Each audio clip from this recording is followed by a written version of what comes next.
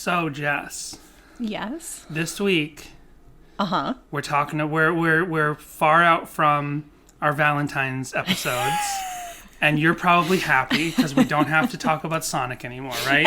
Yes. I don't know, you're still posting a lot of Sonic memes out there, Dan. I am. But this week we're talking about The Lining is Silver. So I can specifically talk about my thoughts on Silver the Hedgehog. Strap in, everybody.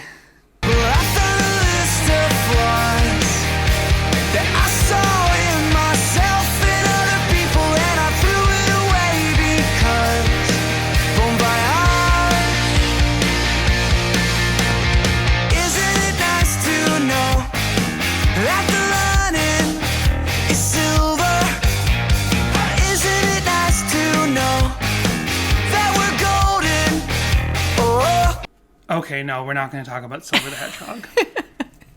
This week we're talking about The Lining is Silver, and So the silver lining is that we don't have to talk about Sonic anymore. The silver lining for you anymore. is that we don't have to talk about Sonic this week. Yes. We have to mention him at the top of the show. Please note that I'm saying him as if he's a living thing. But no, we can talk about ska this week. I know. Yeah. That'll be something. Although, do you know what I realized? I was like, this is one of those songs that we make so much more ska than it actually is. Where we're like, pick it up. Hey, hey, there's one hey in there. And we're always like, hey. Yeah, I don't know if it really qualifies as a ska song. Yeah. Like, this is as much a ska song as Sex on Fire by Kings of Leon. There's just you know what I mean? Tiny ska breakdown. There's just an in upstroking there. thing. Yeah. And I'm not even 100% sure if ska is like pornography. I know it when I see it. I hear a song like this, and I'm like, this is almost like softcore or some sort of like thing. Like, I'm like, I'm not sure if this qualifies. Is this Tumblr? Exactly. This is Tumblr. It's like, I know it when I see it, but this one straddles the line. So, because there are certain songs, just because a song has upstrokes, like polka has upstrokes, like, mariachi music. Is it mariachi music? There's certain style of Mexican music, and I'm sorry, I don't know all the subgenres, but they have upstrokes. Right. But that doesn't make it ska. Ska is about the beat. It's the offbeat. Right. Instead of 1, 2, 3, it's like 1, 2, 3 or something. I'm messing it up totally. Don't look at me. I'm no music theorist, but I kind of know. For instance, and we're getting way out of ourselves because we do have top of the show business, but there's that 100 Gex song, Stupid Horse, and everyone's like, oh, this is like a new ska punk song.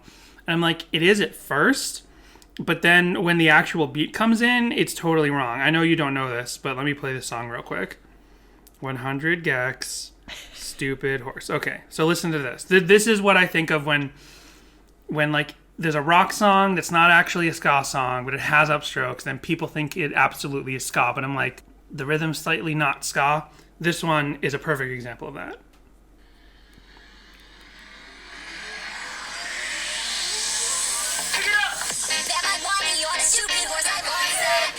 See, so it's totally ska right now. Is it? This is like MIDI. Yeah, but... Can you be MIDI? But now listen. Oh, yeah. Now it's more like a polka. This is not ska. I'm sorry for people who... This is like video game music on crack. That's what 100 Gex sounds like. Oh, okay. But I mean, ska doesn't... I was not familiar. Ska's not relying on instrumentation, honestly. It's just about the bass line should be melodic, and you have to accentuate the offbeat, and that's all you need for ska. Gotcha. Then you can build off that and do other crazy stuff. But this 100 Gex song is a polka. I'm sorry, it's a polka. Just because he says pick it up doesn't mean it's a ska song. It's a polka. Anyway, we do have top of the show business. I did have that in my notes to talk about later, but that's burnt off now. So, we do have some voicemails, and here they are. Oh, did Dinny come to visit for a second? Did he? I heard a little Dinny in there for just you know a what I split was second. noticing? Oh, so one of our most... So on iTunes, for some reason, one of our top recommended episodes is Don't Blink. Okay. And I was like, that's weird. I don't remember a lot of the Don't Blink episode. Let me listen to it. See what's... Is it just the song selection? I listened to it and I'm like, ooh, the levels in this episode are crap. Because I was just learning about, like, because Jessica does the edits. She does the actual, like, go through the episode and cut it down. Yeah. Then I take it and I fix the levels. And I drop in the songs that we talked about. It's a real team effort. Yeah, it's a team effort. But with Don't Blink, I was like, I came home that night and I was like, I need to remaster, essentially, Don't Blink. Because then I dropped it into Goldwave, and I was like, yeah, the waveforms are all over the place in this episode. Because you work on a 1998 PC, you use Goldwave. I do, yeah. So what was my point? I fixed that. It's one of our top recommended episodes on iTunes. How did I start? Dinny. So because I was listening to an old episode, I was like, you know what I do? I end sentences up like this. I do this a lot. And it's like an Australian thing, but I do it a lot. And I didn't really notice until I started listening to old episodes more. You're looking at me with like slight crazy eyes, and it's scaring me a little bit. Well, like I'm trying to do it on purpose. You're going to try and get me into your cult or something. I'm concentrating on doing this thing on purpose that apparently I do all the time subconsciously. So yeah, my voice goes up in the end of sentences, and I never noticed it. That's okay. I love your voice. I'm pretty sure people listen for your voice and not mine because I have. That cannot be true at all. You're the silver lining between our two voices. I said this on our old podcast, but I have like some people have resting bitch face. I have resting bitch voice. Like I just always kind of sound like I'm being sarcastic, and yeah, a lot of the time I am, but like I'm also being sincere. Jessica's fishing for compliments from our listeners. Send everyone. Start tweeting at Jessica as soon as you hear this and let her know that she has a very nice voice and she does not have resting bee voice. When we were gonna start this podcast, resting bee voice makes me think of it as like the bird and the B-sides. Totally does. When we were going to start this podcast, I was totally trying to go online and do like YouTube lessons on how to fix your voice. And it's like, I could only maintain it for like a certain amount of time, and it still wasn't even that great of an improvement. So I just said, whatever. Jessica? Yeah? You're golden. Whoa. Okay. Your voice is golden. Whoa. So you said we have voicemails. Yes. Brady called. Nice. Oh, and I guess I could talk about that. We got to talk about that Patreon mini episode thing that we're doing, but I'll talk about that after we listen to Brady. Okay. Mention Candlelight from last week. Hey guys, this is Brady Sullivan from Portland, Oregon, and I'm listening through Candlelight right now. So the part where he's saying, I think Matt is trying to sort of, saying it's hard to be around somebody so perfect, and trying to not unidealize her in his head, but sort of,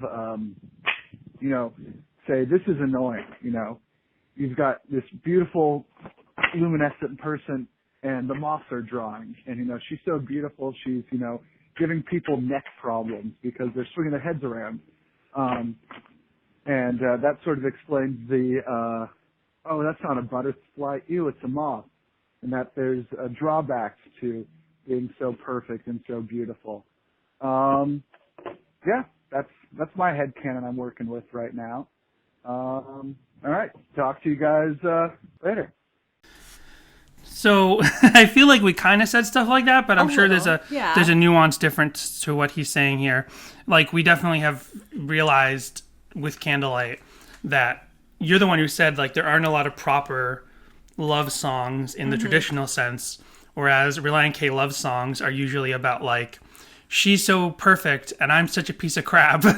And that's what Brady was kind of saying. Yeah. It's like about how he puts her kind of up on a pedestal. Right. I'm wondering, I don't know if that's fair. I mean, it makes for very nice music and nice pop music, but as a philosophy overall in life, I'm like, is that the most positive way to treat someone? Because, like, if you shouldn't put someone up on a pedestal. You shouldn't put someone up on a pedestal, because if the person it's the least fair to is them. Yeah. Because then it's like they're held to some high regard that they don't necessarily know is in their admirer's head. And if they do something, not even something wrong, not even something bad, but if they just do something like normal, and then it like disrupts their idolization. Like, you know what I mean? Why are you laughing? Danny's calling me out right now. In what way? Because I put him on a little bit of a pedestal when we first started dating. No, I'm not actually calling you out. I'm honestly not. We had a moment like this in our relationship early on where I was not trying to present myself as some sort of super clean, like perfect guy, but I just acted nice around you. And then Jessica kind of put me on a little bit of a pedestal. And then as we learn more about each other, it's like, oh, he's not as perfect as I thought. It's like, well, that's not my fault. I'm just being a human being. So it makes me think of that in these contexts. Like if you put I'm Danny, just talking about the context of the girl. You're still the most perfect guy I've ever dated. Thank you. I appreciate that. You're definitely the nicest guy I've ever dated. Okay. I appreciate that. Thank you. I wasn't calling you out. I'm just saying in the context of these songs, like Candlelight, like it makes for fun pop music. It makes for nice sentiment in a song. But as a real life philosophy, like treating someone else like they're such a perfect human being, that's unfair to them. Yes, that's mostly unfair to them. They're the number one victim in that. Now they have something that they have to... if they don't live up to that, they're the only victim because they never meant to present themselves that way. If they went out and said, I am perfect and I never commit any kind of sin ever and I'm the most lovely human being in the world and I have the most perfect jersey of anyone on my team, then if they said all that, then maybe they'd be allowed to be held at a pedestal. But anyway, that's Candlelight from last week. But David Park also called, and he had a little thought on the way Forget and Not Slow Down is portioned out in those nice. Hey guys, it's David from Jimmy Todd. I don't know. I love the idea of playing around with formats and stuff like that, and I don't know a ton of the history around it. And I'm sure this is not why, especially the Beatles or Relient K did it, but I remember when my band was recording our EP and we were like paying for studio time, the studio we recorded at charged per song. So we had 2 tracks that we always sort of played together back to back live. So when we laid the drums down, we just looked at each other in the room and we're like, okay, and this is where we're going to start the second track. So when I ended up pressing the record, when we got the masters for it, it was like, 4 tracks or whatever it was. And then when I pressed the CD that made it 5 tracks, which I guess I could have done the Relient K thing and made it 4 tracks, but they very much were 2 separate songs. But anyway, that's one reason why I did it anyway. But yeah, anyway, bye. So that makes sense. Like he said it, he prefaced it like, yeah, Relient K is probably not doing it that way. Right. Like we need to save money. Yeah. Let's make Savannah 3 songs, but it's technically 1 song. 5 score and didn't do so well. So we gotta save that money.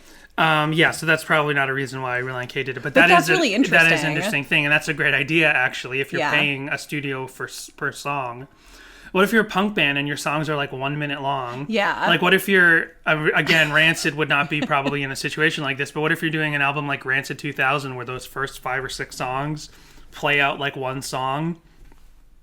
Like you got to pay. Yeah, this is 1 song. You got to pay per 50-second song. That's not fair. Man, that's crazy. I thought that you paid by time, not by song. That's interesting. I think you do pay by time, but it just sounds like maybe that one studio. Interesting. Charged by song. Huh. Yeah. Yeah. Go listen to Jimmy Eat Pod. Yes. I just started listening to the episode this week, Firestarter. David's off of the podcast for a little bit because he just had a baby. Oh, yeah. We haven't said it on this podcast, but Congrats to David Park. He just had a new baby, and he's not on his own podcast that much right now. He kind of pops in as little phone calls and interviewing guests and stuff. But yeah, the team of them haven't been on the show for a couple weeks. Oh, well, yeah. Congrats, David. That's exciting. Yes. Firestarter, is that one where they're like, it's a fire starter? Apparently it is a cover of that. I thought it was really? Yeah. When Jimmy Pod did Beautiful Day, which is an original song, I jokingly tweeted from our podcast, I think. I was like, you guys messed up and did a U2 song as a joke, right? I almost did the same thing with Firestarter, but then I found out, it actually is a cover of that song. Thank goodness I didn't. Of Prodigy, yeah. So, so that's top of the show business, I think. I'm still running. Oh, you know what I'm doing? Another thing I realized listening to Don't Blink to remaster it was in the early episodes when I still had my old laptop, you just heard clickety click, click, click, click, click, click, click. I was always typing on my computer. And I thought maybe like, this sets the ambiance. Like, I'm busy researching while we're podcasting. It's like you're in the bullpen of some like news place, and we're giving you Relient K news up to the date.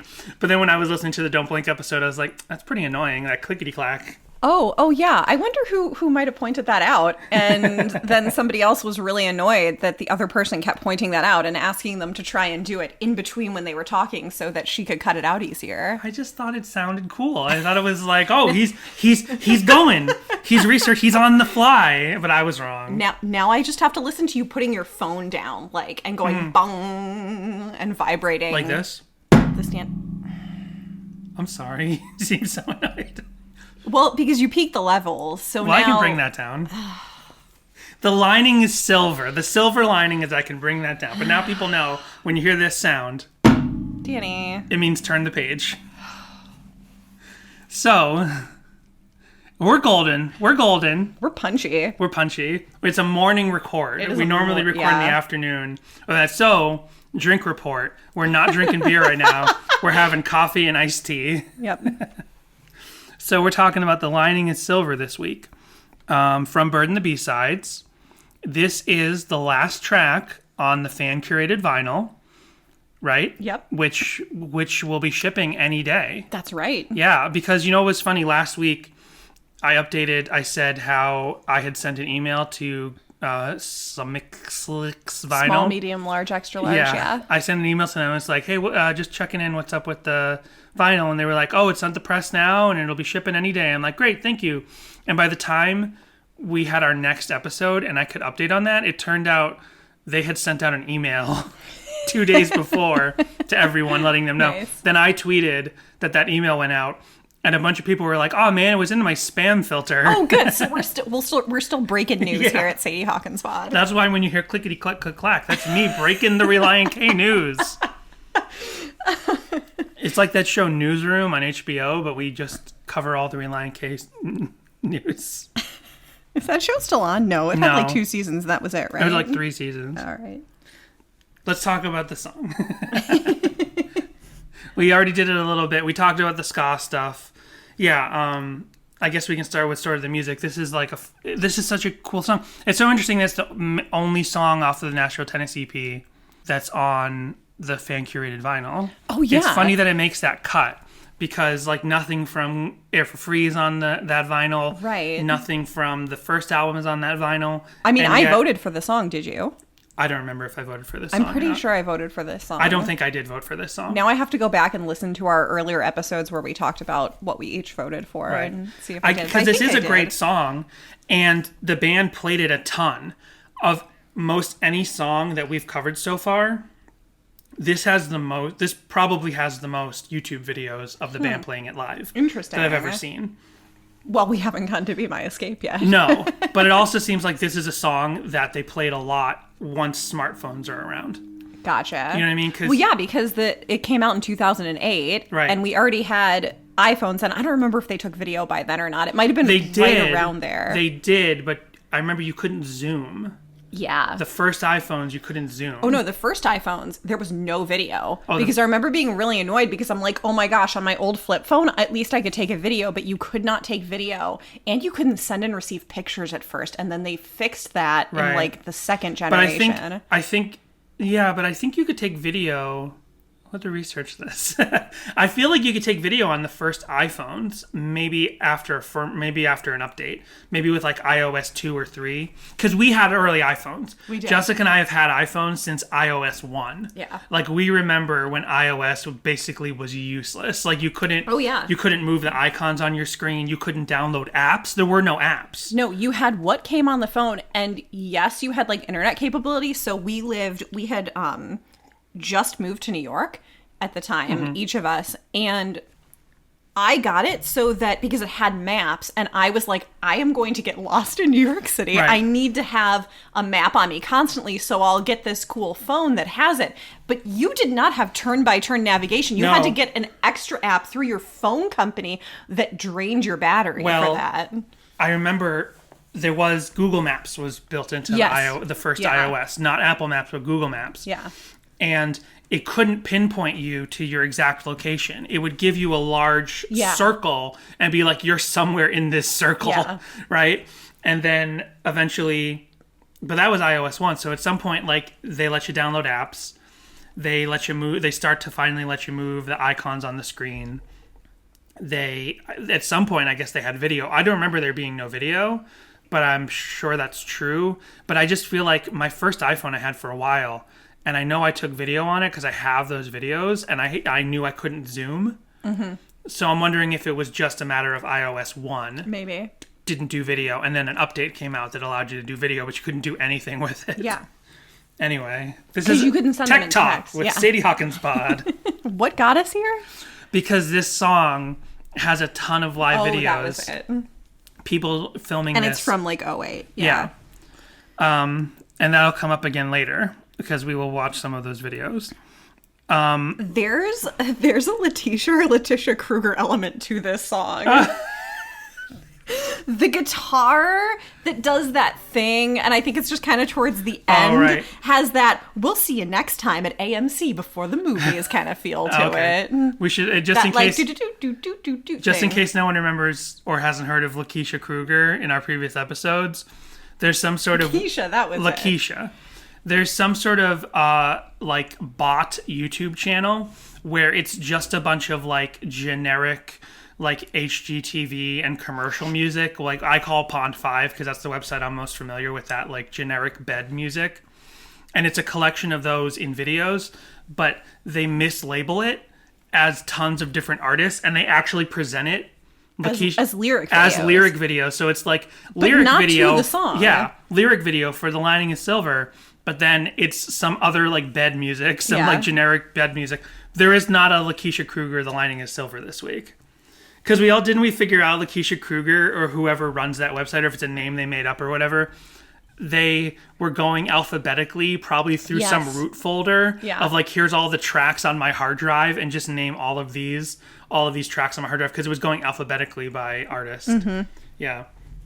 But yeah, that's funny because I think of the guitar, like that sort of jangly guitar, not jangly, but that's sort of like U2 guitar. There's like a U2 guitar element on top of this. It's a very layered song. There's a lot actually going on in this because there is that like upstroke ska-esque thing. There's like a hard driving pop rock, almost pop punk sort of thing, polished pop punk sort of thing. There's the U2 guitar on top of it. This is a surprisingly complex song. Mm-hmm. There aren't a lot of covers of this song. There are a bunch. There are a couple, but there aren't a ton. I thought there would be more. I mean, given that I think this is like a minor hit, because I mean, it made the list. We were saying before, but like, for there not to be any Air for Free songs on the fan vinyl or self-titled, but there to be one Bird and the B-Sides song. And I know that Bird, obviously all their albums are beloved, and Bird and the B-Sides, I know a lot of people would love it, but you think of a B-side collection, or this sort of offshoot, the way that Nashville Tennis EP is kind of like an offshoot side full-length album. You think of those as like probably less in the consciousness of people, at least when they're making a list. But somehow The Lining is Silver in the middle of the Nashville Tennis EP is a song that got enough votes to be on the vinyl. Also, Lining is Silver, and they end with it. What does that mean? Conspiracy theories. Oh. Is The Lining is Silver? Is it that they're done, but they're giving you this one last album? Is the album the silver lining? Or is it that they're like, okay, The Lining is Silver because we've been gone for quite a while, but we're back. What is the lining that is silver, Dan? Both. It can't be both. It can't be both. You got to pick one.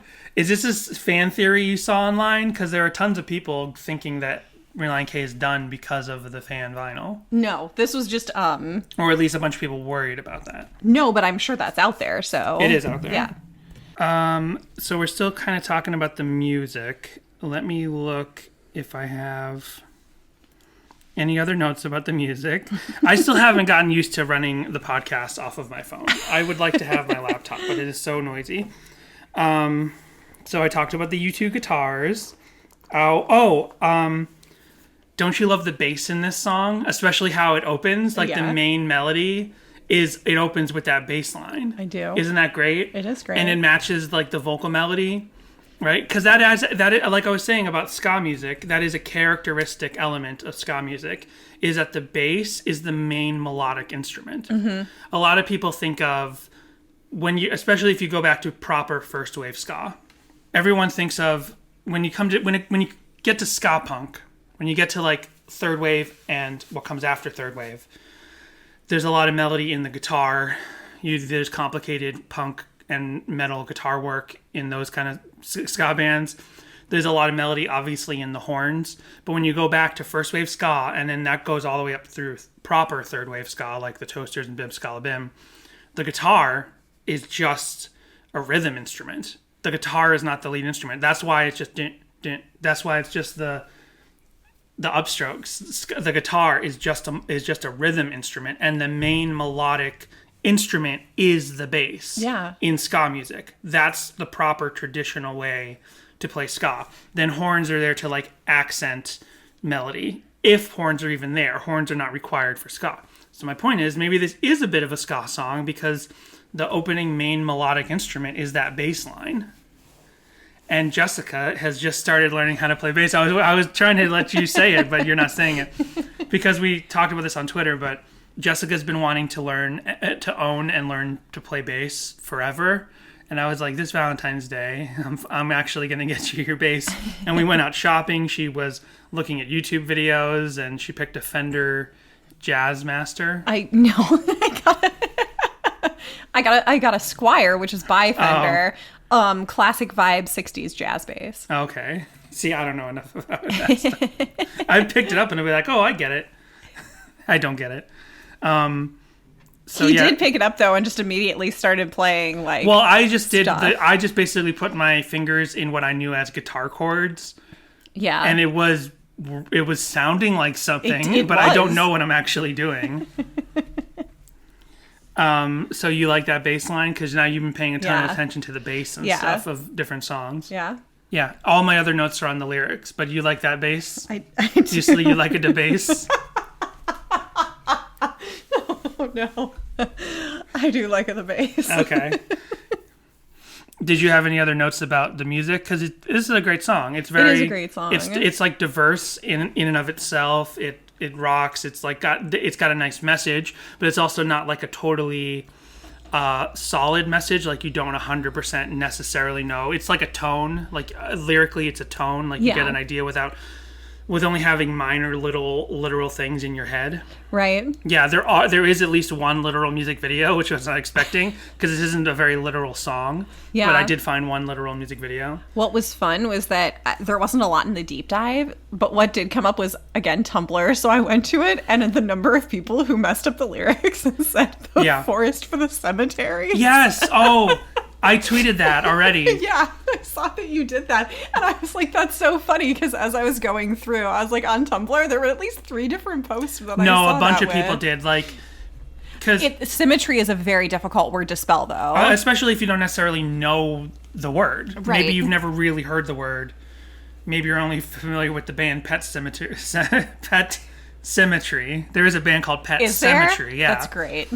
But I love a good pun. Hang on, I'm sorry. Our water bubbler just turned on, and I need to turn it off. It's been humming for like 3 minutes. Okay. There we go. When it stops being cold, it like restarts up the refrigeration thing on it. So, yeah. Something we never talk about on this show is lyric videos. So many people make lyric videos, but some of them are really bland. It's just they went through their iMovie and made a lyric video. Yeah. It's nothing but text. Some of them, they maybe put some pictures or whatever. We never really talk about those because very seldom are they worth talking about. But I was watching some, and some people just like corrected. I don't know if because most of the lyric sites seem to be right. Mm-hmm. It's cemetery, not cemetery, but cemetery. But I guess some lyric videos, kids making lyric videos, they were like, that's not the word, it's cemetery, and they corrected it. And then obviously it comes through in a bunch of covers. There's only like there's about 10 covers, but it came through in 1 or 2 of those. And then one of the videos that we can play is like a stick figure. That's one of the, I guess there are 2 literal lyric videos. One of them is with a drawing of stick figures with limited animation, and he sees a forest, and then he turns to see a cemetery. Oh, no. I'm like, that's not what it is. So we can talk about the lyrics now, because that's my number. Is that your number 1 line that you want to talk about? Because that's actually my number 1 line that I have want to talk about. I think I developed a whole theory on what this song means. Okay. Because it, like I was saying, it is not a very tangible song. Right. Like, it doesn't, like, obviously he talks about going through a closet, and he talks about throwing away a list, and those give you physical ideas of things, but it's not very much like a story. Oh, do you want But I have a story in my head for what this song kind of means. Okay. Which is true. This is true about a lot of Nashville Tennis songs.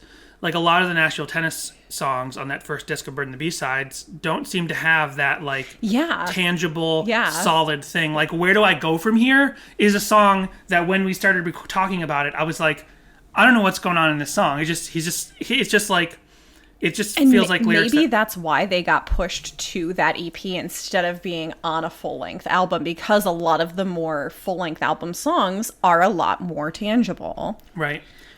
Do you want to know what my misheard lyric was for this song? What's that? I never heard Bon Voyage. I thought he was saying Kumbaya.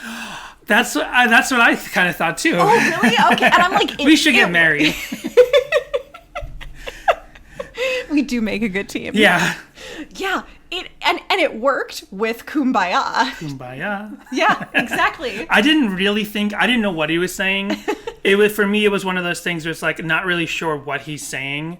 And I thought he might be saying Bon Voyage, but then I was like, that could be wrong. But that is what he was. It's one of those things where it's like, that's actually what he was saying. Yeah. And I thought it's what he could be saying, but it didn't feel right. And then I thought he could be saying Kumbaya, and it felt the same way, where it's like, that could be what he's saying, but it doesn't feel right. He's saying Bon Voyage. Yeah. But I totally could hear a version where he's singing Kumbaya, but also that's like, he's like, Kumbaya. Yeah, Kumbaya. It's all good. It's a Christian song. All good. We're referencing one of the biggest pop Christian hits of all time. Is that a Christian song? I thought Kumbaya, it was just a my general Lord, Kumbaya song.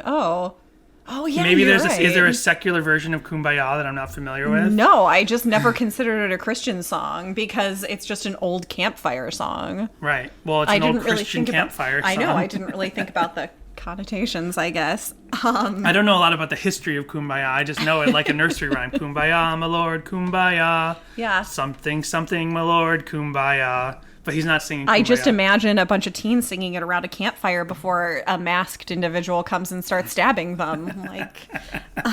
He's like, I hate that song. Do you want to go line by line, or do you want to just talk about maybe the lines that we're really drawn to? Because, like I said, we can go line by line. Okay. Well, let me give you my overall feeling on this song. And see if you agree or disagree. But I never gave the song a lot of thought about what could it mean, right? Mm-hmm. And I saw this in people's YouTube videos, and I read a little bit of song meanings, but I didn't save any of them. People just seem to think it's just generally like, hey, life's not so bad, chin up, you know? Mm-hmm. And sure, that's when you hear the lining, silver lining on a cloud, and the lining is silver, that is what that sentiment means, more largely. But I think he's taken that concept of the lining, look for the silver lining, and he's applied it to one specific situation. And I think the thing that I'm finally taking away from this song is that he's talking about people. He's talking about human beings. Because we could go line by line, but if I skip the first verse and go to, I found a list of flaws that I saw in myself and other people, and I threw them away because Bon Voyage. There's more that supports this than just that, but I got this sense that this is not a song that is about not judging people for their sins. Whereas we have come across a lot of early Relient K songs that are about, the one we always will go back to is Justin and Vanessa. It's like, because he doesn't just say, and there are so many songs in Relient K's first 3 albums that are about like himself not living up to his expectations for what he should be as a Christian, or backsliding and he wasn't good enough, and how can I fix my consequences? You know, I don't want to face these consequences, and I wish this didn't happen, and how can I set this right? But I see him here saying he found a list of flaws in himself and other people, and he threw them away. Because bon voyage, he's just throwing them away. And there are like so many, there are other early Relient K songs that are about the flaws in him and the flaws in other people. So like this feels like a total 180 where he's like, I'm done judging people, and I'm done criticizing people for their flaws. And then he sings about, isn't it nice to know that the lining is silver? Isn't it nice to know that we're golden? That's why it doesn't, that's why when I see people with their song meanings and this one particular music video where they think it's just in the general sense of silver lining, of, hey, chin up, the lining is silver, life's not so bad. I don't think it's about that. I don't think it's about the situation has a silver lining. Our lives have a silver lining. I think he's taking that metaphor, that common metaphor of the silver lining in the cloud. You have a rainy day, you have a bad day, but there's a silver lining and you're going to get through the rainy day. He's not talking about your day. He's not talking about your life. He's talking about us in our souls. We have the silver lining. We are gold because we are sure we're sinful and we're flawed. But why are we dwelling on that? Why are we criticizing that? Why are we throwing up when we look at Justin and Vanessa? Why aren't we just looking at them and saying, you're golden. There's gold inside you. Yeah. There's no reason to dwell on these flaws. Take that list of flaws, take that list of things you're messed up for, throw it away. Just be yourself. Be good. Be good to yourself. Yeah, I really like that, and I agree. You agree? Good. Yeah. And I don't think I've seen, at least yet, and there might be other songs like this, but when I kind of connected to this idea, I was like, there aren't really other Relient K songs like this I can think of, but more specifically, there are a ton of Relient K songs before this song that are against that message. Yeah. So it kind of makes sense to like take all of those songs that are about criticizing your own flaws and criticizing the flaws of other people around you, and then suddenly get to this song. And then when I think of Collapsible Lung and Forget Not, Slow Down and Air for Free, I can't immediately think of songs on those albums that are the same as What Have You Been Doing Lately or I So Hate Consequences or other songs like that that are about criticizing yourself. So I'm wondering if this is almost like a turning point lyrically, and who knows chronologically when he wrote the song, but I'm like, is this a turning point for his view of himself and his criticizing himself? Because that's also something I think Christians can grow out of or into, to say like, I'm not going to be, you know, when you're an early Christian and you're all gung-ho and you know what I mean? Like, you're like, this is all the problems with the world and this is all the problems with people and I'm going to fix it. And after a while you're like, oh, sorry, I'm going for a long time. But then he says, then this supports the next thing I'm about to say. At the end of the song, he says, I found a love in me. I always somehow knew that it existed. It just needed to be set free. Bon voyage. And I'm like, is that love?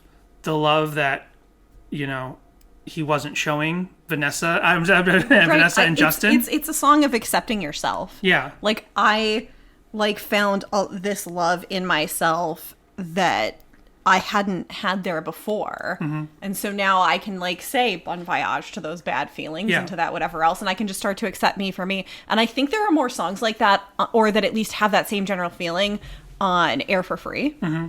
Because a lot of Air for Free, I think, is just like the absolute maturing of Relient K. Mm-hmm. I mean, not just and you could say in sound, but definitely lyrically, where it's like all those songs feel like so much more like there's an acceptance and just like a confidence and a belief in oneself and where they are at, where one is at in life. Right.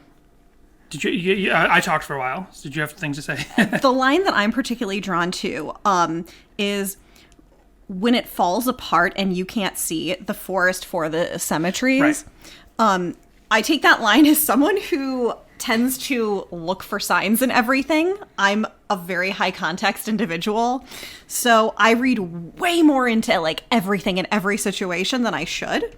So the way I read that line is like, you know, when it falls apart and you can't see the forest for the cemeteries, it's so relatable because sometimes we're so busy looking for like signs and wanting to read what we want to read into situations than just what they are and accepting them for face value that we can't see that there's something more there. And we get disappointed when it's not what we wanted, but there's still a lining, the silver lining there. There's still something there. It's just you got so hung up that you couldn't see what was meant to be. And my thought on that lyric goes to my overall theory on this song, and it's like a neighbor to your thought, where I was thinking, the only thing I can't figure out is the black shoes. But when it comes to the forest through the forest for the cemetery, I think that had to do, for me, and my theory on the song, is that he can't enjoy the natural beauty of the world, the way things just are in their natural state, because he's too busy looking for perfection. Exactly. Symmetry means perfection. Exactly. Especially in the art world, like there's all those art theories about like symmetry is perfect beauty. But symmetry does not exist in the natural world. It absolutely doesn't. Like like trees don't grow in a perfectly symmetrical shape. Like forests do not have perfect lines of trees like in a column. You know what I mean? Like rocks are not perfectly rounded. Like no two rocks are perfectly round. No two snowflakes are the same. You do not find symmetry in the natural world. No person ever. Is perfectly symmetrical. And that's the thing, is human beings are part of the natural world. Human beings cannot be found to be symmetrical.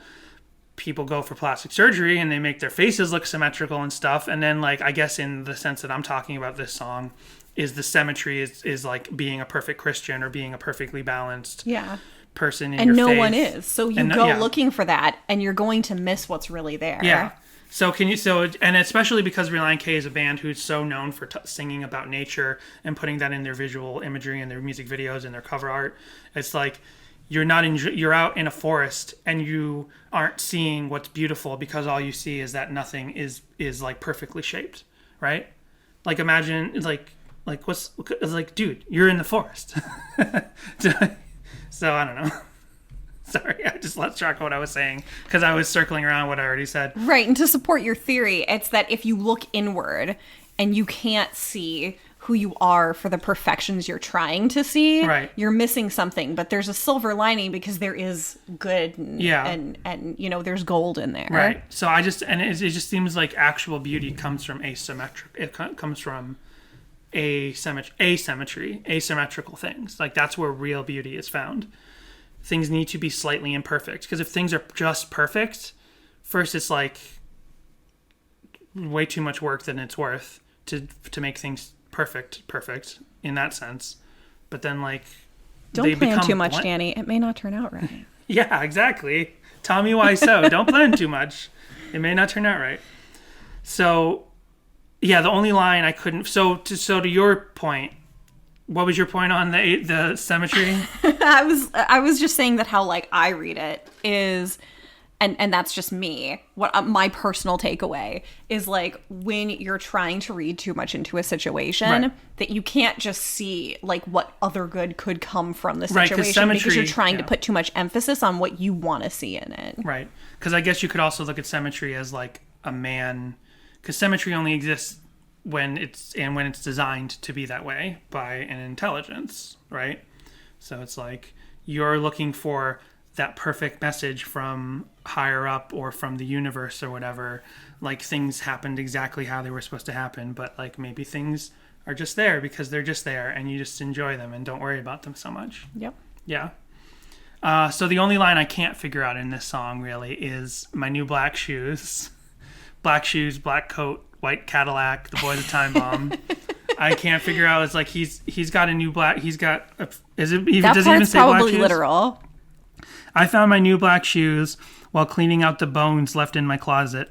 They were there with the bad excuse, bon voyage. I don't know. I think that just maybe just sets up the tone of the song. Yeah. There might be a metaphor in there. I saw someone's thing was like his new shoes represent his new attitude on life. And I'm like, yeah, I can buy that. But they're black. So it's dark. Yeah. It's like a white hat and a black hat. Yeah, so I think this is a really interesting song in the context of the songs that only the songs we've discussed on this podcast so far.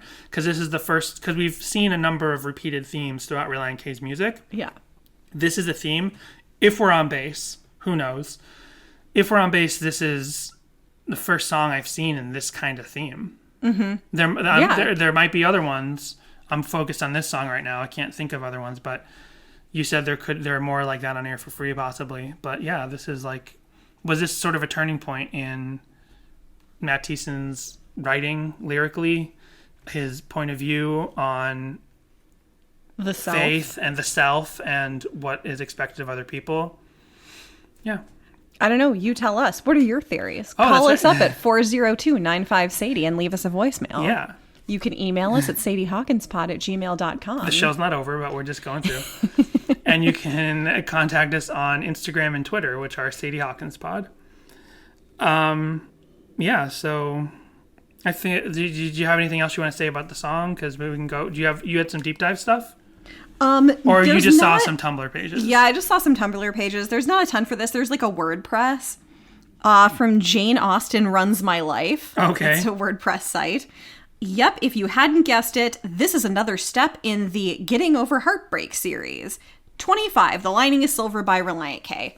This song comes off the album The Bird and the B-Sides, the same CD that Up and Up came from. Well, actually, Up and Up came from the previous record, but that's okay. This is the version both Danny and I prefer, so it's cool. The title of the song comes from the idiom that every cloud has a silver lining, which means that you can always find good in the bad. Now, the song takes it in a new direction. It does cover that in bad you can find good, but also that the lining is silver in you. So this person also believes your theory, Dan. You are the good in the bad situation. Yay. It resides in who you are. You are golden. You are awesome. And then they post the lyrics with just like a bunch of different positive memes, basically. Okay, nice. And Jane Austen quotes and things like that. Oh, okay.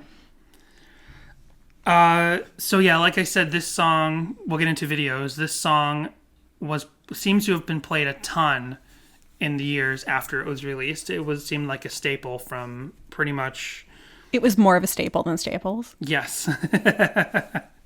So from like 2008 up through 2013, this song was played a lot. There were a ton of live videos. Many of them look very, very bad, like blown out, awful pixels, but tons of concert footage. Here's one that I was super excited, and when we were talking about, when I was arguing with you about how iOS cameras might have worked in 2009 or whatever, this is why, because look, this is 2000, uploaded by Hope Valuum in 2009. This was RevGen, Frenchtown, New Jersey. Oh. We were at this concert. Oh, snap, we were.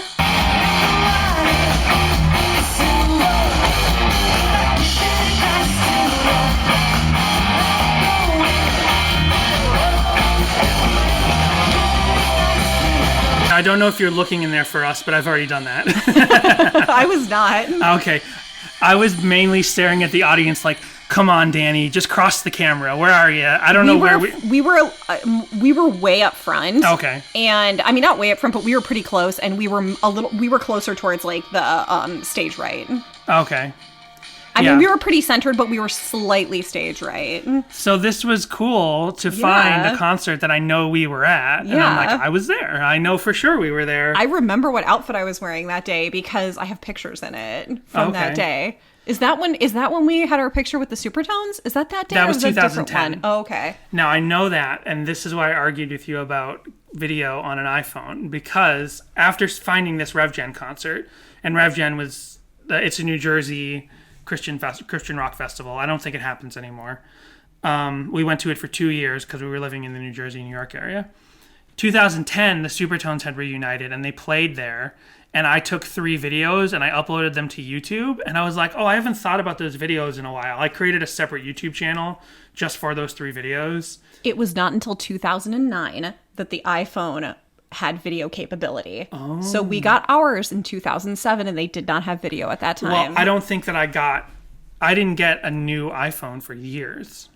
Oh. What I know is I went and I looked at the RevGen Supertones videos that I uploaded, and I actually had a note in them that said the sound quality is really bad and there's no zoom because this is an iPhone, but just wanted people to check this out. It was great to see the Supertones again or something like that. And I didn't remember until I read that. Then I'm like, oh yeah, the first iPhones didn't have zoom. So that's why I was confused when you said the first iPhones didn't even have video. I feel like it was an iOS. We're back on this, but I feel like it would have been an iOS update because I don't know when I got my second iPhone, but I think we skipped whatever the second one was. We did skip the second one. Yeah. I went to an iPhone 3. I didn't get an iPhone 2. So the first iPhone came out in June 29th of 2007. I remember I got mine in November of 2007. And I got mine pretty early. I don't remember when. Yeah. They were all 16 gigabytes. Right. There was no app store. Right. You did have internet, but you could only do very minimal stuff with it. It could only handle 128 megabytes of memory, and the camera was 2.0 megapixels. Yeah, some of I still have all my iPhone photos, and some of the early ones are really bad. And then, maybe we did go because we both had 3Gs. I remember that. So 3G. I don't know if there was a second one, because then it says the 3G came out The 3G July 11th, I think the 3G 2008. was the second one. Yeah, so we definitely had those. No, I didn't have the second one. What was the... Oh, I did. I think you started 3GS. at the 3G. No, I definitely had the first The 3GS was the iPhone 3, I think. Okay. So maybe we did skip the 3G and we both got 3GSs. I don't remember. Again, welcome to Tech Talk with Sadie Hawkins Pod. Yeah, so it was not until June 19th, 2009 with the 3GS that they introduced video. All right. With 3 megapixels. Hoo-hoo! Big doings. Nice, yeah. Well, that was cool to find the RevGen concert from 2009 that I know we were at. So I guess I took my second iPhone to RevGen 2010 and filmed the Supertones. And there's also that video of us way, way back away from the stage during Devil Wears Prada. Yep. Yeah. That's why That's I on remember YouTube that as well, what yeah. I was wearing was because of that. Yeah. Right. Jessica dances to the Devil Wears Prada. Right, that's what I call it. So in 2010, there was a couple performances of an acoustic tour, and Lining is Silver was one of the songs they played. And here's one from St. Louis in December 2010.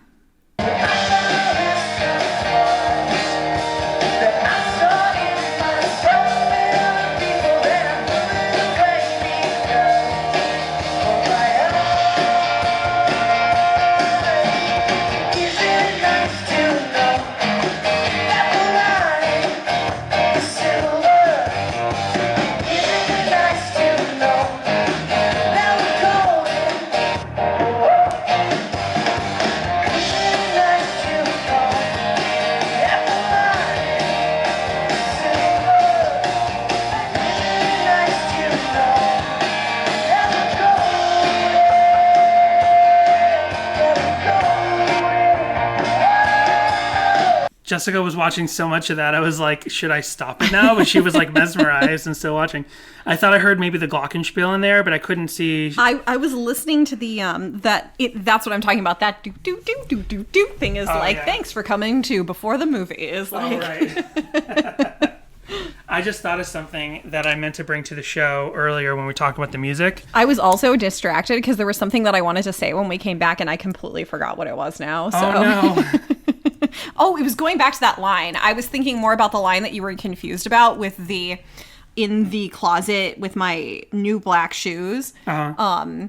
They were there with a bad excuse with the bones left in my closet. I think the bad excuse was for, the skeletons in his closet, essentially. It was I've got skeletons in my closet, and along with them comes just a bad excuse as to why they're there. Okay, well, we can watch the literal music video and see. Yeah, they're in there with my new black shoes. That's just a classic Relient K fun wordplay that, you know, is whatever.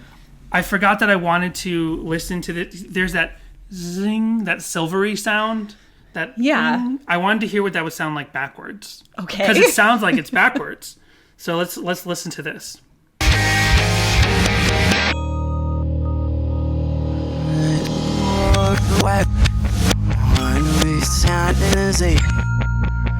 Yeah, it's the glockenspiel, or it's something similar.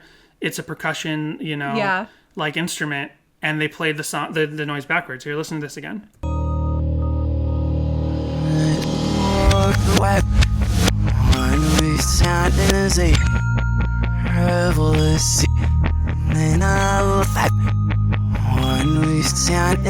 Yep, I definitely heard Hail Satan.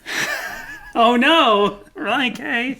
That's why he's turned 180 degrees from his feelings on humans. I do like that, kind of sound. It's very spacey. So it sounds like they took a glockenspiel or a xylophone sound or a vibraphone sound, one of the three, and I thought it was backwards. It sounded to me... Or a triangle. Or just a triangle. It's not a cowbell for sure. It does not sound like a cowbell. But they took some sort of instrument like that and played the sound backwards, and that's how you get that zing, that silvery sound. But yeah, I meant to have that prepared and ready for the show. It was still up on my loud computer, so I couldn't actually bring it to the desk. But yeah, then I thought about it again when that live video just now had the glockenspiel. Lots more live performances. I didn't save most of them, but here we are. Now let's hear a proper rock full band version done by Relient K in Manila in 2013. Again, we're back to Manila. And on Twitter, I said that in this video, you can see the sign for the mall, and it's called Market Market. That's the name of the mall. So I looked it up, and I'm like, oh yeah, there's a mall called Market Market in Manila. But then David Ketch apparently used to live in Manila. Oh, wow. And he left a comment on our Candlelight Flare video from Manila that... he's like, oh, this mall is some other... I'm sorry, I don't remember the name of the mall because I don't have his comment up. But he's like, this mall is whatever mall. And he had some other things to say about it. I'm like, wait, it's not Market Market? And he's like, no, Market Market's a different one. Oh. So it seems like when Relient K played Manila in 2013, they were on a mall tour. Apparently. The Manila mall tour. Yeah. That's awesome. What is this, 1993? I know. With like Tiffany. So here they are in Manila, 2013, at Market Market.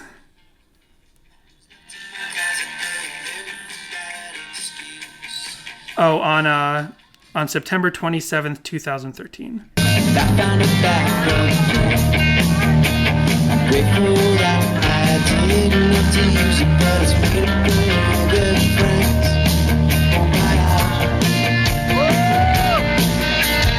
Isn't it nice to know that the lining is silver? Isn't it nice to know that we go?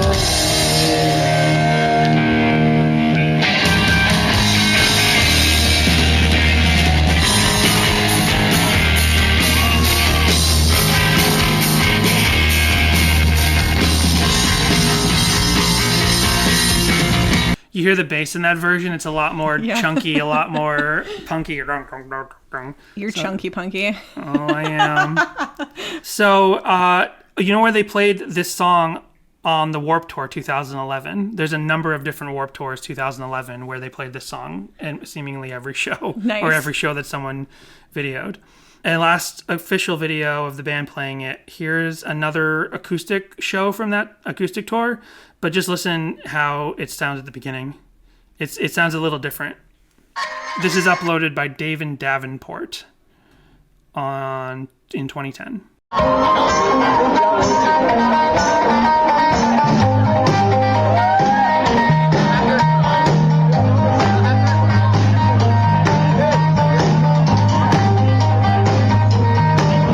It sounds like a whole different song. It just sounds like a general U2 thing. Yeah. But I like it though. I'm jamming to it. It'll lead into the song.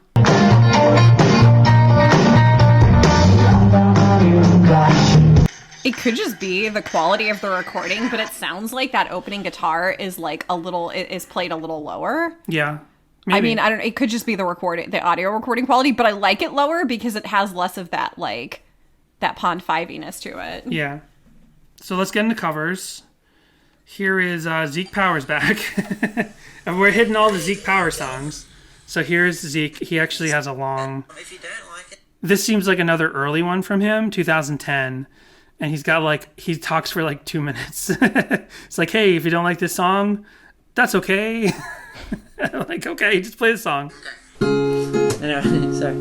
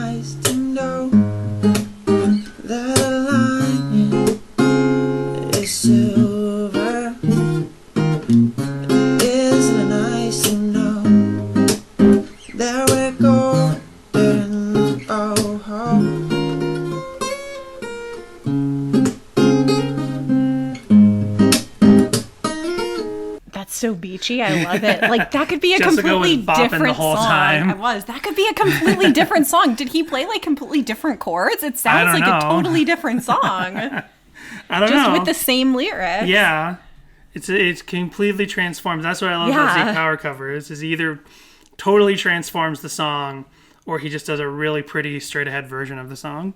That was great. Yeah. Here's someone I've never seen before. This is Taylor Woot with his friend Chris Brank. Sounds good.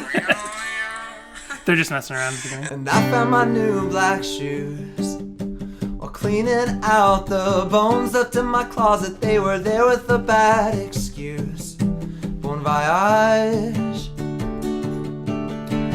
I found a backup plan. I'm grateful that I didn't have to use it, but it's made up of real good friends. Bon voyage. Isn't it nice to know that the lining is silver? Isn't it nice to know that we're golden?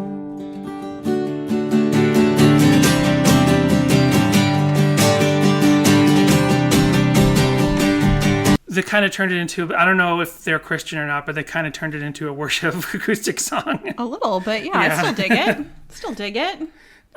Good job, Chris Dank. Chris Brank.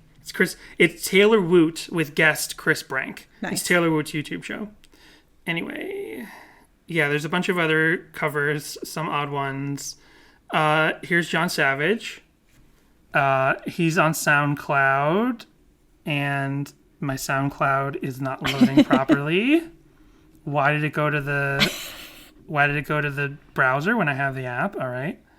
It's taking forever. Anytime you will hear John Savage's cover. Here we go. Oh, and I wanted to say... No, I'll wait till we play it first. Well,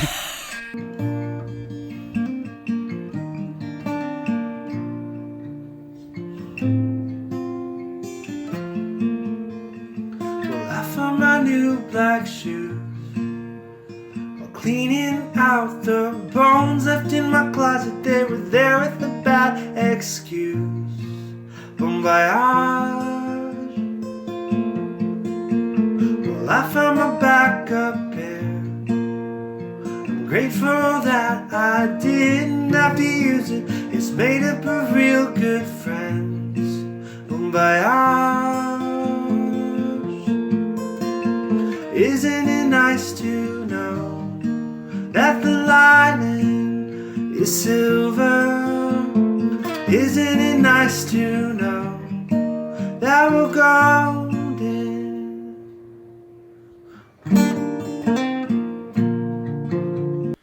So I was going to say that doesn't even sound like John, because we've played a bunch of his covers and he's submitted some to us. I don't know, his voice sounds slightly different there. Oh, I don't know. Did you not find that to be the case? No, but I thought it was pretty. Maybe it was just a different kind of singing than he normally does. Maybe.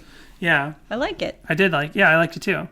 So there's a bunch of female covers. There's a one that I would rather not mention than put it down. Now everyone who's done a cover out there is going to be like, was it mine? Uh-oh. Yeah. So we'll just move on to fun stuff. Now, did you put that whatever cover that is in your notes, Danny? I did. Well, if you're a Patreon subscriber at the $10 tier, or maybe at the $5 tier, I can't remember. It'll say, if you sign up for our Patreon, it'll say which one the $5 tier. At the $5 tier, you get all our bonus episodes and you get access to my notes. Which means you'll be able to go on there and go through the covers and see just exactly which one Danny was just teasing. Yep. Let's play one female cover. This is, let's see, I didn't put their names here. So this is Julia Pauletti with The Lining is Silver, uploaded in 2012. I found my new black shoes while cleaning out the bones left in my closet. They were there with a bad excuse. Bon voyage. And I've had a backup plan. I'm grateful that I didn't have to use it, but it's made up of real good friends. Bon voyage. Isn't it nice to know that the lining is silver? Isn't it nice to know that we're golden? So that's, yeah, I wanted to play one where it's just sort of a straight ahead, up and down strumming guitar, because all the other ones were like transformed, slightly finger picking versions. Right. It's good stuff. Yeah. So I think this seems to be a very versatile, even though there's so much going on in the production of this song, it seems like a very versatile tune that you can kind of transform in a lot of different ways. Also, we didn't comment on the I've got a backup plan. Thank God I didn't have to use it, but it's made up of real good friends. That line also confuses me a little bit, like the Black Shoes, because I'm like, wait, he didn't have to go to his friends and he's glad? I don't understand. It's just that he's got a backup plan and it's made up of real good friends, but he's still glad that he didn't have to use it. But if he did have to use it, it'd be good. Like, he's never had to knock on wood, but if he had to. That's right. I want everyone out there to know that impression that I get is about how, no, it's not about how he's never had to knock on wood. It's about how he's never had to feel a powerful regret. Knock on wood.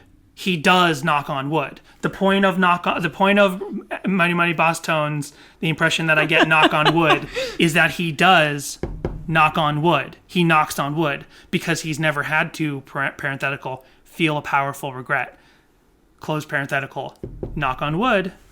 I'm shocked April didn't bark that entire time that you were knocking. I was kind of testing her and she kept not doing it. So here's one lyric video. I was saying how we never show lyric videos. But I found this one where I was like, I'm like, oh, let me open this lyric video so I can, because I was studying them. This one's made up of images of anime girls praying. And I was like, but I needed to pick a lyric video to help me like learn the lyrics. Uh-huh. And I was like, oh, I'll just pick this one because the thumbnail doesn't show anime girls. Right. But when this started to be what's in between the lyrics, I'm like, I'm at work right now. And I don't want anyone to walk past my desk and be like, what's he watching? Yeah. He's just watching anime girls pray. It's a really specific game. Oh, speaking of which, so the video had been disconnected or was down or something, but something that did come up in the deep dive was a link to GodTube, and it was just the song, but with like anime characters. Okay. And it said like, here's just a bunch of random pictures. Set to the song The Lining is Silver, because I'm surprised no one's posted it here yet. I saw something like that on YouTube where they were like, YouTube took down my Lining is Silver music video, so go to this Vimeo link to see it. And I'm like, okay, let me check it out because it must be a music video. It's just a lyric video. It's just the lyrics. Just the lyrics. Just the lyrics. I'm like, I'm sorry they took down your just the lyrics video, but why were you like, oh, I need people to know about it. Gonna link them through YouTube. I don't know. I was like, it didn't seem worth my time to click it. I'm not pointing anybody out. I'm not naming them. So here's the stick figure video I was talking about, where he's this little stick man. And it's like limited animation. It's like 4 frames per second, or even less, 1 frame per second. And the stick person actually literally had bones in his closet. He's just going around doing whatever the song says he's supposed to be doing. He did this with like a paint pen or something, maybe? It's cute, though. I think it's actually drawn with real paint on paper and then scanned into the computer. Yeah. Like, this does not look like it. Yeah, this was drawn with real paint. And then either photographed really well or scanned in. But this was not drawn in the computer. Good stuff. Anytime anybody does animation, I'm like, wow. Oh, and they outline themselves in silver. Yeah, they're so like, my line is so they silver, they do understand that the people are the silver, the people are the gold. And then this one's very interesting. This is some sort of like rubber, yellow rubber placemat or something that he's drawn the character into. And then erase it each time because you can you can see the outlines of each drawing. Yeah. Oh wow, cool. And then it like circled the drain and went away. That's pretty cool. And then this is the one, if I can find the forest for the cemetery. I think I missed it. I passed it. Can't see the forest for the cemetery. Nice. Still well done. Yeah, I think that was the first time I saw that people thought it was cemetery. So then here's one. I was kind of referring to this before when I said some people thought that this song is just about having a bad day and looking at the silver lining. That's how this person... Oh, I didn't credit the last person. Hold on. The stick figure video was done by Matous, M-A-T-O-U-S, last name K-Y-N-C-L. Then this next video I was referring to, this is a sock puppet music video with little skits all throughout it, where the sock puppets talk to each other. What's up? I'm sad, Matt T. What's wrong? That one sock puppet is literally supposed to be Matt Thiessen. His name is Matt T. Marshmallow. Matt T. But Lenny, life is not that bad. See, this is great. And it's way out of focus. I think the person did this shot by themselves, and the oh, there we go. Now it autofocused. Yeah.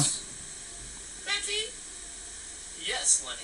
Like my perfect, gorgeous, golden locks. Golden walks? Locks. Oh. Why can't I see your perfect golden locks in life? Matty? Well, let me explain. This is fantastic. Sorry, I had a hair on my phone. And now the band is playing. It's Relient K as sock puppets. This must be... There's 4 members, so this must be... That's a little... Great. That's a little anachronistic for 4 members playing Bird and the B-side song. But there's 4 hands in sock puppets being Relient K. But yeah, his message in the song, the guy, his takeaway is... Life isn't so bad. Look at the silver lining. I'm like, no, this is about don't look at people's sin and dwell on it. Don't judge people and yourself for sin. Right. It's cute. At the end, the sock puppet dies. Oh, that's upsetting. Spoiler warning. Weird. But he's like, I'm dying, but the lining is silver. Oh, jeez. Dark. Okay. So then here's... Did he see the forest for the cemetery as well? Maybe. He's like, here's the forest, but this is the cemetery I'm going to be living in. So here's a live action literal video. And it's interesting because I think the girl shot it by herself. This is, oh boy, these YouTube names sometimes. Aurelius Likes Boys. A-R-I-L-S Likes Boys. So she's cleaning out her closet. She finds a pair of black shoes. She's clean the bones. Did she bring some bones out? Well, she didn't use bones, but she used a bunch of pieces of paper written with a bunch of the problems in her life. Oh, nice. And one of them says bullshit. Epic, of course. It says lies, secrets, I can't tell what that one says. Tears, a drawing of a skull, and then the word bullshit. So those are her bones in her closet. Well, at least a bitch ain't one. Yeah, I guess not. So she doesn't show her face in the whole video, but I think she shot it by herself on a tripod and stuff. And then she like sings it. Yeah. That was some Lynchian creepiness right there. There was like a stop motion thing where she had silver lining on her lips. And like, then, it was like a far away in a bathroom, but like that like up close mirror thing so you can see all your pores. Yeah. That was weird and fun. Slightly Lynchian video. I think that might be the last video I have to talk about too, because I should have let us know that was the last video. There's someone's kayaking vacation video. Because since that one lyric video led me to Vimeo, I'm like, oh, I never searched Vimeo. Let's take a look. And I found someone's like kayaking video. Nice. Oh my gosh, I still haven't made the mountaintop video. Oh, that's right. So you got to finish that. Like over a month. So, I got to get the Vimeo app. Forget that. Oh, wait, here we go. I might have it. I probably do. Oh, and this looks like it's like French or French Canadian. Nice. And they go kayaking to the song The Lining is Silver. And that's about it. Nice. So that is The Lining is Silver. And I have no idea what we're doing next week. But the most recent, I forgot to finish talking about this before. We do have a new Patreon perk that you can sign up for at the $10 tier. And that's that we will make little like 1-minute episodes to put in our free main feed where we'll say almost anything you want. Yep.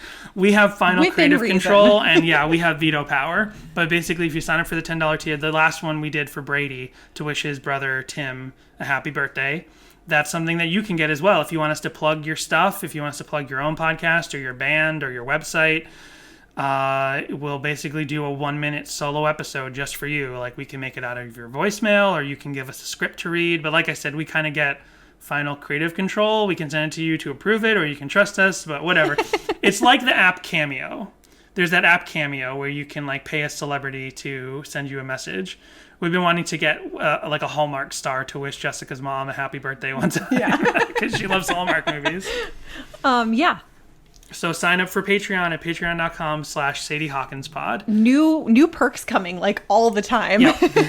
We just put out the second episode of the Relient K Book Club where we're talking about the complex infrastructure known as the female mind according to Relient K. Yep. We're reviewing that book chapter by chapter and you can check that out. And coming soon will be from K is for Karaoke, Baby, their cover of the Justin Bieber song. Yes, we'll be talking about Justin Bieber. Ugh. We're getting it done early, Dan. Yeah, We're getting it done early. It kind of is fitting now because he's got that song Yummy out. We're going to talk about that as well a little bit. I have not heard it. I see no silver lining in having to talk about Justin Bieber. Have a great week, everybody.